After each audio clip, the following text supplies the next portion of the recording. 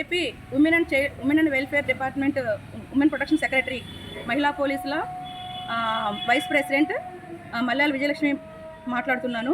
ఈరోజు స్పీకర్ గారు అసెంబ్లీలో మహిళా పోలీసుల సంరక్షణ విధి విధానాలు జాబ్ చార్ట్ గురించి ప్రశ్నోత్తరాల సమయంలో అవకాశం ఇచ్చినందుకు స్పీకర్ గారికి ప్రత్యేక ధన్యవాదములు.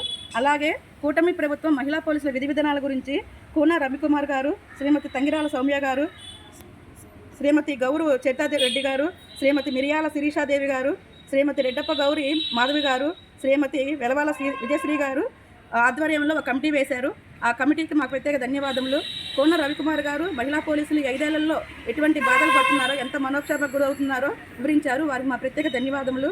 ఇప్పటికైనా కూటమి ప్రభుత్వం మా బాధలు తెలుసుకొని ఎంతో అనుభవజ్ఞులైన నారా చంద్రబాబు నాయుడు గారు ముఖ్యమంత్రి గారి ఆధ్వర్యంలో మా మహిళా పోలీసులకి క్లియర్ జాబ్ చార్ట్, అలాగే క్లియర్ జీవోలు, ఎటువంటి లొసుగులు లేని క్లియర్ జీవోలను ఇవ్వగలరని ముఖ్యమంత్రి గారిని మా అసోసియేషన్ తరఫున విన్నవించుకుంటున్నాము.